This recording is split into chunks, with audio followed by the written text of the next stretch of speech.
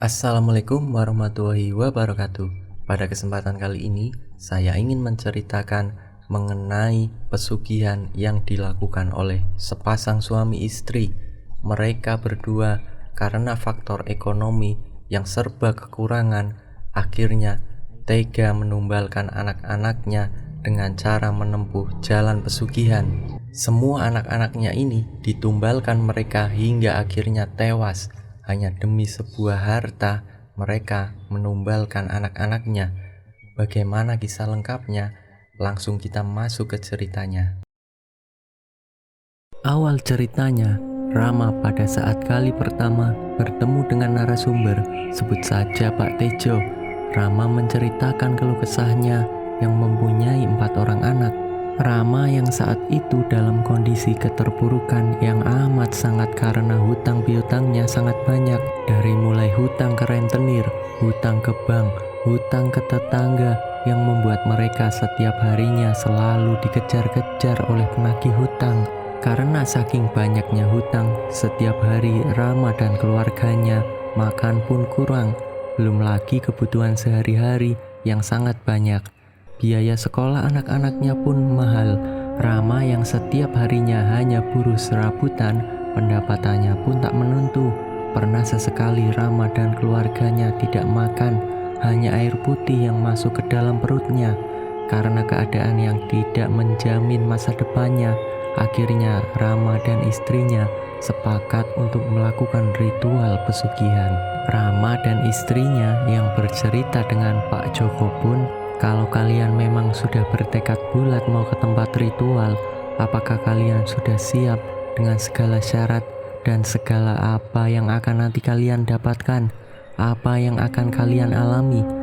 Sepasang suami istri itu tanpa pikir panjang berujar, apapun resikonya akan kami tanggung.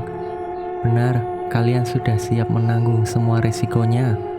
Bahkan keluarga kalian yang akan jadi taruhannya. Bukannya saya tidak mau mengantar atau membantu, tapi orang yang melakukan pesugihan itu akan menyesal di akhirnya. Mereka tidak berpikir panjang, hati dan pikir secara manusiawi sudah hilang. Padahal Pak Tejo sudah menceritakan apa yang akan terjadi ke depannya, mulai dari orang tuanya, anak-anaknya yang juga akan mendapatkan dampak dari perilaku orang tuanya. Semua orang terdekatnya akan menjadi budak daripada siluman yang nantinya akan membantu mereka menjadi orang yang kaya raya. Tapi tetap saja mereka akan melakukan apapun demi menjadi orang kaya. Keesokan harinya, Rama dan istrinya ke tempat Mbah Dukun yang diantar oleh Pak Joko. Perjalanan menuju ke tempat Mbah Dukun memerlukan waktu hampir 4 jam karena letak tempat itu di tengah-tengah hutan belantara yang jauh dari pemukiman warga. Jalannya pun berliku-liku, tak membuat mereka menyerah. Sampai akhirnya mereka sampai di sebuah rumah kayu. "Permisi Mbah." "Masuk Jok, ada apa kamu datang lagi ke sini?" "Ini Mbah, saya mau mengantar teman saya. Katanya ingin melakukan ritual pesugihan Mbah." "Oh gitu, sampean namanya siapa?" "Saya Rama Mbah, dan ini istri saya. Saya kesini ingin merubah hidup saya, biar nggak terus-terusan miskin. Saya ingin melakukan ritual pesugihan, agar menjadi orang yang kaya dan tidak lagi dicemooh orang-orang. Soal itu gampang, saya bisa bantu kamu, asal kamu menyanggupi semua syarat yang saya berikan." "Iya Mbah, apapun itu akan saya sanggupi." Syarat dari ritual pesugihan yang pertama yaitu Rama harus ngasih mahar yang harus diserahkan ke Mbah Dukun sebagai media perantara. Dan yang kedua, sepasang suami istri ini harus membeli segala keperluan yang digunakan untuk melakukan ritual pesugihan, seperti kembang 7 rupa, dupa, kemenyan, dan sebagainya. Setelah mereka diberitahu syarat apa saja yang diperlukan, mereka akhirnya pulang kembali ke rumah untuk mempersiapkan segala keperluan buat besok paginya. Setelah segala syarat sudah dibeli, besok paginya sepasang suami istri ini kembali ke tempat Mbah Dukun, diantar oleh Pak Joko. "Permisi Mbah." "Oh kalian, sini masuk. Ini Mbah, segala syarat sudah saya beli. Terus gimana lagi Mbah?" Nanti sebelum sampean dan istri sampean ini melakukan ritual, kalian harus mandi kembang 7 rupa terlebih dahulu. Sudah saya siapkan di belakang rumah ini. Dan setelah itu, baru kamu melakukan pertapaan di sebuah ruangan khusus untuk melakukan ritual pesugihan. Saya dan istri saya harus melakukan pertapaan berapa lama, Mbah? Tergantung nanti kamu didatangi sosok yang akan jadi sesembahan pada hari keberapa. Oh, begitu ya, Mbah. Ya sudah, sekarang kita mulai saja. Kamu ke belakang rumah ini, nanti ada sebuah sumur. Kamu dan istrimu segera mandi kembang. Setelah mendengar arahan dari Mbah Dukun, Rama dan istri langsung bergegas ke belakang di sebuah tempat di mana ada satu sumur yang menurut mereka keadaannya mencekam. Suara-suara burung yang berkicau dengan sekelilingnya terdapat pohon yang tinggi besar. Mereka segera mandi kembang. Hampir 30 menit akhirnya mereka selesai mandi dan langsung menghampiri Mbah Dukun. Habis ini saya harus ngapain lagi, Mbah? Kamu dan istrimu langsung saja masuk ke dalam ruangan ini. Di dalam ruangan sudah saya siapkan sesaji. Kalian tinggal lakukan apa yang sudah saya ajarkan kemarin, dari mulai baca mantra dan lainnya. Dan kalian harus ingat, jika belum didatangi oleh suatu sosok siluman, kalian tidak boleh meninggalkan ruangan ini. Paham? Iya, Mbah, kami paham. Pak Joko yang meninggalkan mereka berdua karena harus melakukan pertapaan selama beberapa hari. Kalau gitu saya pamit dulu ya, Mbah. Nanti kira-kira 7 hari lagi saya kesini. Iya, silakan Jok. Terima kasih ya. Selama Rama dan istrinya melakukan ritual, hari ini tepat di mana 7 hari 7 malam. Pada saat tengah malam, di mana suasana sangat sunyi, mereka berdua didatangi oleh Raja Siluman atau Raja Iblis yang akan memberikan kekayaan untuk mereka berdua. Tapi untuk mendapatkan kekayaan itu, ada beberapa tata cara yang harus mereka lakukan untuk mendapatkan kekayaan. Hai manusia, segala keinginanmu akan saya penuhi jika kamu bersujud di hadapanku. Kalian harus patuh dengan kami, dan setiap tahunnya kami minta tumbal dari salah satu keluarga dekatmu. Rama dan sang istri yang mendengar sosok siluman itu tanpa pikir panjang langsung bersujud dan meminta agar dirinya menjadi orang yang kaya raya. Bagus, kalian sudah menuruti apa keinginanku. Seketika juga sosok siluman itu hilang entah kemana. Rama dan sang istri sudah benar-benar terjerumus ke lembah sesat. Hati dan pikiran yang selayaknya manusia sudah sirna. Tak berselang lama, Mbah Dukun itu mengetuk pintu dan, "Selamat Rama, kamu dan istrimu sudah sukses melakukan ritual. Lalu saya harus bagaimana lagi, Mbah, untuk bisa mendapatkan kekayaan?" "Bukalah usaha apapun itu. Nanti sosok sesembahan itu akan membantumu berusaha. Dan jangan lupa, setiap 40 hari sekali kamu kesini untuk melakukan ritual pesugihan yang lebih khusus. Kamu juga setelah pulang dari tempat ini, segeralah menyiapkan satu kamar untuk melakukan ritual secara pribadi. Jangan lupa juga segala sesaji harus disiapkan." "Siap, Mbah. Terima kasih banyak. Kalau begitu kami pamit ya, Mbah." Setelah sampai rumah, sepasang suami istri ini bekerja sama untuk menyiapkan satu kamar khusus dan membeli berbagai sesaji. 1 minggu setelahnya, Rama yang ingat jika akan ada orang terdekatnya yang akan meninggal dunia akibat dijadikan tumbal oleh sesembahannya, dan orang itu ternyata anak pertamanya Rama. Anak itu meninggal secara tragis akibat kecelakaan. Anak itu ditabrak oleh sepeda motor yang sedang melaju dengan kecepatan penuh saat dirinya hendak menyeberang. Semua orang yang ada di tempat kejadian sudah mengingatkan kepada anaknya Rama, "Awas, ada motor, jangan menyeberang. Weh, nak, jangan menyeberang." Suara teriakan dari orang sekitar tak dihiraukan sampai akhirnya, brak, tubuh anaknya Rama terpental jauh sampai tubuh dan kepalanya terpisah. Astagfirullah, innalillahi Jeritan orang-orang setempat yang melihat kejadian itu secara nyata di depan mata. "Panggil ambulan, cepat!" ujar salah satu warga yang berjualan di dekat kejadian itu. Darah yang bercucuran, tubuh yang sudah tak berbentuk. Orang-orang yang di sekitarnya antara ingin menolong dan ingin kabur karena bau darah yang sangat anyir membuat mereka ingin muntah. Tak berselang lama ambulans datang. Rama yang dikasih kabar oleh pihak rumah sakit kalau anaknya meninggal dunia akibat kecelakaan, dia pun sontak saja kaget. "Hah, yang benar saja, Anda jangan coba-coba bohongi saya ya." Istrinya Rama yang mendengar bentakan itu pun menghampirinya. "Ada apa, Pak?" "Ini Bu, pihak rumah sakit tadi menghubungi Bapak. Katanya anak kita meninggal, Bu." "Hah? Gak mungkin, Pak. Anak kita yang mana?" "Yang pertama, Bu. Ayo kita ke rumah sakit sekarang." Sepasang suami istri itu segera ke rumah sakit meninggalkan dagangannya. Sesampainya di rumah sakit, ternyata benar anak pertamanya sudah meninggal dengan keadaan yang sangat mengenaskan. Hari itu juga segera dimakamkan di pemakaman umum di desanya. Para tetangga pun banyak yang bertakziah.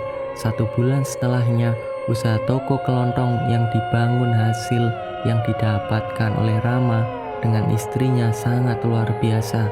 Sampai mereka bisa merenovasi rumah, bisa membeli motor baru, hutang-hutangnya terlunasi dalam jangka waktu 1 bulan. Toko kelontong yang dibangunnya setiap hari selalu ramai didatangi para pembeli. Pak Joko yang melihat keadaan Rama yang sudah berubah pun ikut senang. Mereka sempat mengobrol tentang ritual yang dilakukan oleh Rama. Obrolan mereka yang ternyata Rama kalau di setiap kali ritual di tempat tinggalnya itu, dia mendapatkan uang lembaran yang totalnya bisa mencapai 40-70 juta setiap kali Rama ritual. Dan sekarang ritual pesugihan itu sudah berjalan selama 3 bulan. Hutang piutangnya terlunasi, rumah pun bisa direnovasi, motor baru bisa dibeli. Sungguh senang sekali hidup mereka. Setiap 40 hari Rama datang ke tempat Mbah Dukun untuk melakukan ritual pesugihan yang khusus. Dan tak luput Rama memberikan mahar puluhan juta sebagai tanda terima kasih. Karena berkat bantuan Mbah Dukun, Rama bisa menjadi orang kaya. Ketika tepat 1 tahun, waktu yang sudah ditentukan saat dimana Rama harus menyerahkan tumbal yang kedua. Dan benar dugaan Pak Joko kalau anak yang terakhir yang akan dijadikan tumbal. Sebelum anak itu meninggal, keadaannya seperti orang gila yang sudah hilang akal selama 1 bulan lamanya. Anak usia 8 tahun yang seharusnya bermain dengan teman-temannya, tapi dia perilakunya seperti orang yang gila yang sempat menjadi cemoohan tetangga sekitar. Anak orang kaya kok gila. Hampir setiap hari Rama mendengar kalimat itu dari mulut tetangganya. Rama sebagai orang tuanya pun malu karena anaknya yang paling akhir mengalami gangguan jiwa. Sampai di 3 minggu anaknya Rama menjadi cemoohan tetangga sekitar yang membuat anak itu dikurung di dalam gudang sampai hampir 1 bulan lamanya. Dan juga tak pernah mau makan sama sekali sampai dirinya itu ditemukan meninggal dunia. Rama dan istrinya tak tahu kapan anaknya itu meninggal, jam berapa meninggalnya, sama sekali tidak tahu. Sungguh malang nasib anak itu. Saat Pak Joko melayat, banyak desas-desus dari warga sekitar yang memandikan jenazah anaknya Rama. Kalau meninggalnya anak itu seperti sangat mengenaskan. Saat warga setempat memandikan anaknya Rama, tubuh anak itu seperti tinggal tulang belulang saja. Setelah selesai pemakaman, dengan teganya Rama tidak mengadakan tahlil selama 7 hari 7 malam.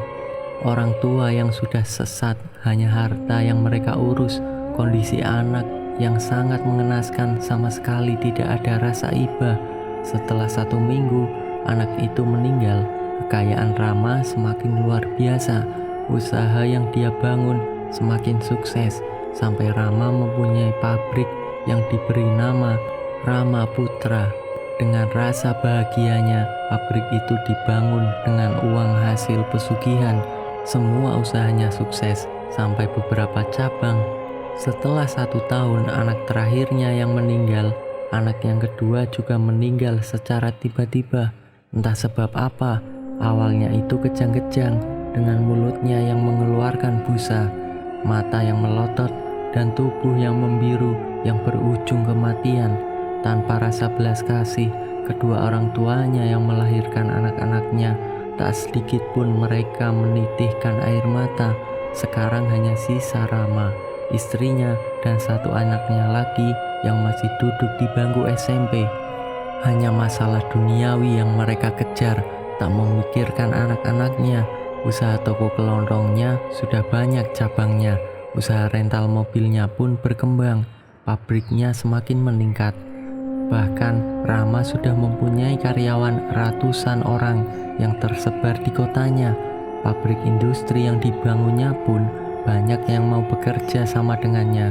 Saat peresmian pabrik yang keempat, Rama dan istrinya beserta anak ketiganya menghadiri peresmian itu. Segala alat produksi sudah siap pakai, sampai pada satu waktu saat anaknya Rama itu memasuki ruangan yang sangat luas yang di dalamnya terdapat segala mesin penggilingan. Keadaan yang sunyi sepi tak membuat dirinya takut. Mesin penggiling yang tadinya mati seketika nyala sendiri. Anaknya Rama yang kaget akibat suara mesin itu, tanpa disadari tangan sebelah kirinya masuk ke mesin penggilingan. Tolong! Jeritan anaknya Rama yang menghiasi pabrik membuat orang berbondong-bondong lari menuju asal suara itu. Tanpa buang-buang waktu, anaknya Rama langsung dibawa ke rumah sakit terdekat. Namun di perjalanan, nyawa anaknya tak tertolong karena tangan yang sebelah kirinya sudah tak berbentuk sehingga mengeluarkan banyak darah. Habis sudah anak-anaknya Rama, semua meninggal dengan tragis. Anak pertama meninggal akibat kecelakaan, anak kedua meninggal karena kejang-kejang, anak ketiga meninggal di ruang penggilingan, dan anak yang terakhir meninggal dunia akibat gila yang dikurung di dalam gudang. Namun sepasang suami istri itu tak merasakan kehilangan. Yang ada di pikiran mereka hanya uang, uang dan uang. Di tahun berikutnya, kejadian yang tak pernah dibayangkan oleh Rama terjadi juga, bahwa istrinya meninggal dunia. Awalnya, istrinya itu meminta dibelikan mobil untuk dirinya sendiri. Baru beberapa hari dia belajar menyetir, istrinya Rama nekat mengendarai mobil itu sendirian ke jalan raya, entah mau pergi kemana. Naasnya, istrinya Rama mengalami kecelakaan dengan menabrak truk kontainer. Karena saat itu dari hasil TKP menurut polisi, mobil istrinya Rama itu keluar jalur yang akhirnya bertabrakan dengan truk kontainer. Kondisi mobil sedan yang dipakai itu sampai masuk ke bawah kolong kontainer yang membuat istrinya Rama terjepit di antara badan mobil dan truk. Pak Joko yang mendengar kabar tersebut pun menyimpulkan bahwa menyadari kalau semua yang terjadi di keluarganya Rama itu akibat olehnya sendiri yang bersekutu dengan iblis.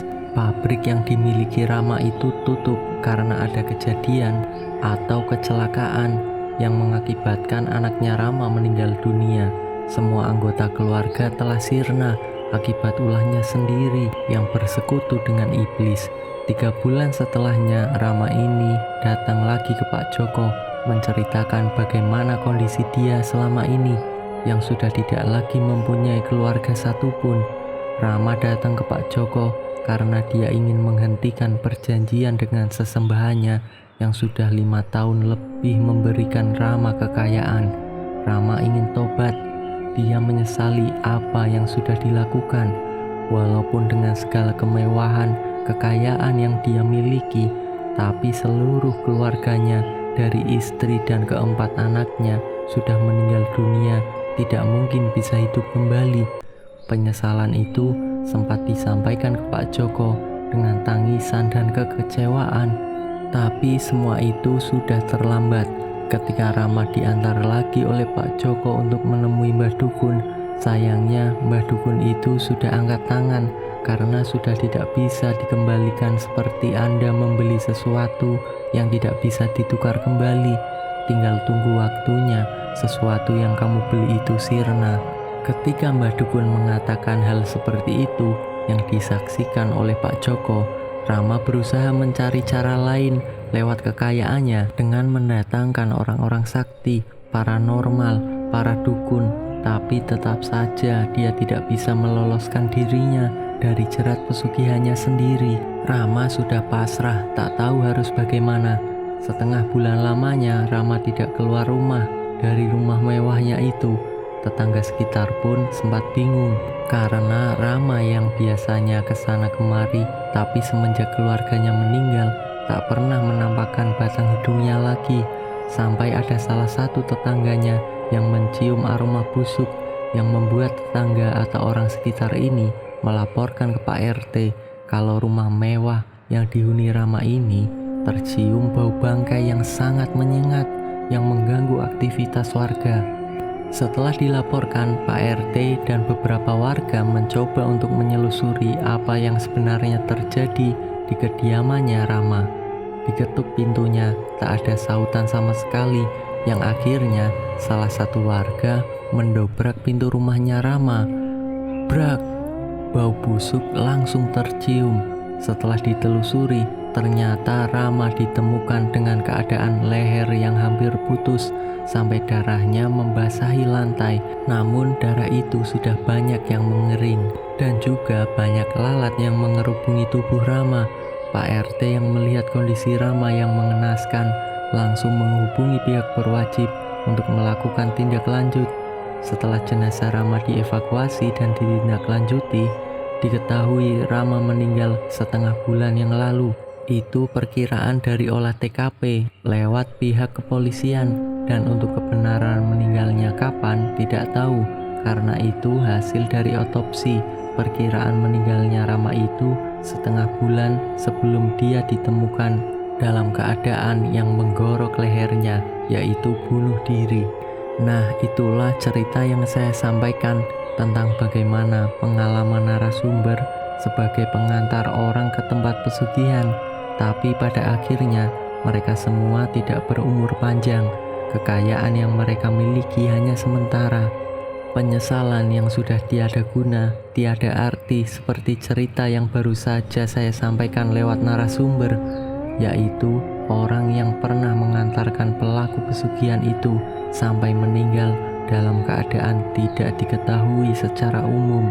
Semoga cerita ini memberikan wawasan, hikmah, dan pelajaran untuk kita semua. Akhir kata, wassalamualaikum warahmatullahi wabarakatuh.